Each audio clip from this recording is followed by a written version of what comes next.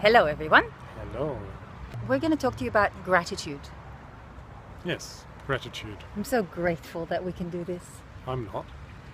So we have this question about gratitude. Is gratitude that good? These days, whenever you come across any kind of semi-self-developmental thing, gratitude is always in there. They talk about how being grateful is really good.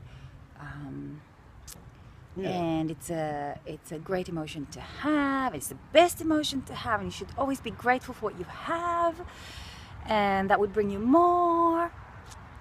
And we would like for a moment to pause from that very beautiful idea and question it. Is it now? One of the issues with gratitude is we also have this concept of being in the now, yeah? But in the now, there can't be any gratitude. Aha. Because gratitude is about something coming from the past. In the past I received this, I have received this, therefore I'm grateful. Right now, it's just here and it's good, or it's bad. I don't know, you could be grateful for what you have now. It's not necessarily because you received it, it's because you are receiving it as we speak. Breathing in, I am grateful for breathing in. Breathing out, I'm grateful for breathing out. Here I am here, sitting with you. I can be grateful for that. I can, doesn't mean I am, it just means I can. It's possible, okay. What other problems are there with gratitude? Well, but I'm not very good at it. So Alexander yesterday said something to me about gratitude is not good for you. Can you explain that? Not for everyone. He wasn't saying gratitude is not good for everyone. He was saying that specifically about me. Well. And himself, I think. And myself also, I think, yes. Yeah. So, it seems to me that gratitude is great if it puts you in a steady, peaceful, joyous state of consciousness. And for a lot of people who are really into gratitude and talk about gratitude, that's what it does to them. It makes them happy.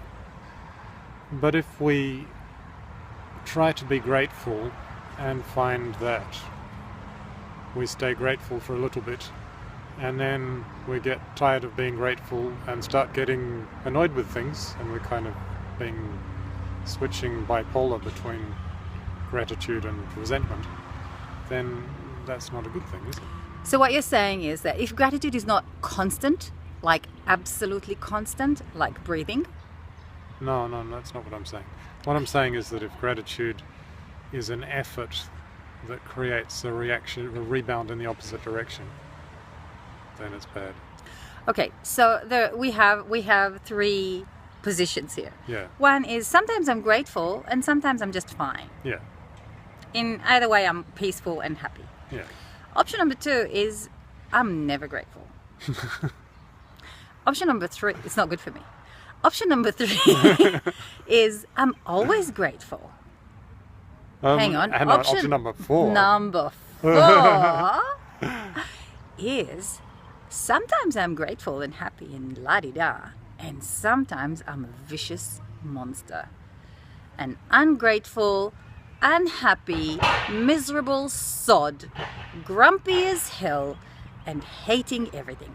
And the kind of, if the gratefulness switches between the gratitude and resentment, then normally that's the sign that there's something in the middle that you're missing. Yeah. When you have a bipolar thing, there's what are you missing? Just being. So that means that when you're grateful, you're not truly yourself, and when you're ungrateful or resentful, you're not truly yourself either. Yeah. So being true to yourself, maybe that's could be a middle point. Yeah. Yeah. So perhaps for those who feel that gratitude really is an expression of their true self and being their true self, and it is the middle path for some people. That's good. And for others, maybe it's not. So just a little side thing to add. A lot of people these days talk about manifesting. Yeah. I've just done a whole course as part of my theta healing thing. There's another course called Manifesting in Abundance, and it's all about manifesting things into your life. And we were given all sorts of not necessarily theta related rules that are have something to do with manifestation. And there are two words, shall we call them words, concepts, that you always come across when you talk to people about manifestation. One, and a very important one, is called co-creation. Right. And that's something that exists where, in my theta work. And when I think of this concept, co-creation, for me that means that we are, whoever we are, the two or the three or the we, are coming together as a one thing to create something. Yes. And then there's the gratitude side of it. So you say, okay, so you're co-creating with the universe. Let's say you're talking about the universe. And here I am coming together with the entire universe to co-create with it. And then at the end of my co-creation process, I am to be grateful. And I have an issue with that, interestingly enough, because I'm grateful to myself, or am I grateful for something bigger than me, or am I grateful for something higher than me? I suppose there's a part of me that could appreciate the process, the fact that this thing is coming towards me, the fact that I can bring it towards me. These are things that I can totally appreciate, and I can actually express a certain level of gratitude towards them. Like I almost in the same way that I can really, really be grateful for someone to service me at a restaurant. I would be just as grateful for that service as I am for the ability to co-create with the entire universe. I don't see a big difference between the emotional gratitude that I experience. So you've got this sense of co-creation, which is like being together, and then you're saying that the gratitude feels like you have to be grateful for someone else. So that's where my issue comes up. When my issue comes up when suddenly I have to be alone in the dark, grateful for this other thing, which I am a part of. So how can this be another thing if I'm a part of it? Indeed. And therefore, how can I have this? It's described as this immense sense of gratitude. And my problem with gratitude is that when there's something good happening that I, in theory, should feel grateful for, I'm too busy enjoying it to notice. Having a good food, it's like, wow, this food is really good. There's no real gratitude in it. It's just total experience. I think there must be a semantic thing, because I think there is gratitude in it. It's just not experienced in that overburdening, emotional, gratitious way, if you know what I mean. Because when you appreciate something just by enjoying it, already enjoying it is already appreciating it, isn't it?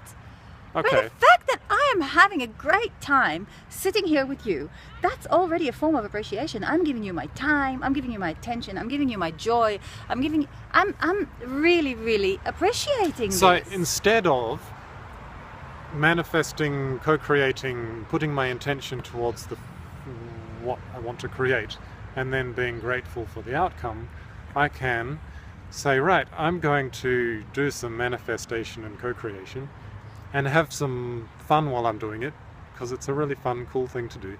And that's it. It's all in together. The appreciation is in the joy of it, and the act is joyous. I feel this is probably true. I feel that some of us are constructed in such a way that we have to say thank you to feel the thank you. And some of us can not say thank you and feel the thank you. And for some of us, thank you is just a staple word that can be or not be there and doesn't really signify what we're actually experiencing. Yes. You know, when I was studying Chiron healing, and that was very much about other beings and energies and getting their assistance, was very clearly told that you should always say thank you at the end. Yeah, in Theta as well. And we that always was say like thank you at the end. It's interesting because thank you is a kind of a dismissal. It's like, thank you and that's enough, I don't need you anymore. Yeah, I feel that too. It's really interesting because in Theta you know, you command. Yeah. You make a command for something to happen.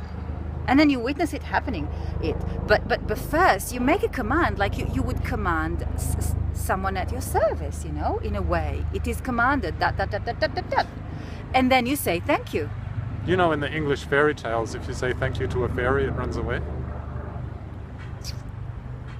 If you ever give them a present in thanks, or you say thank you, then you don't see them again. It's very interesting. Yeah. And yet there is that side. So I don't want to keep babbling about this, but there are some things to consider here, definitely. And one more thing to consider, in my opinion, is how much we like being appreciated. Mm-hmm. So I don't necessarily need people to say, "Oh, thank you so much. Oh my God, thank you so much." Usually it embarrasses me. Yeah. I find it kind of like, "Ooh, okay, you're welcome." Yes. But I do like being appreciated. I do like being acknowledged for what I give or what I am or that sort of thing. So I think I like being enjoyed in the same way that I like enjoying. It's just, if somebody enjoys doing things with me, I don't want them to say thank you, I just want them to have fun. Yeah, think about it.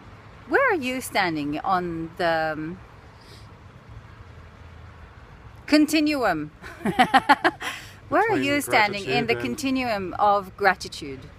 Of any kind of gratitude? Just think about it. Reality strikes.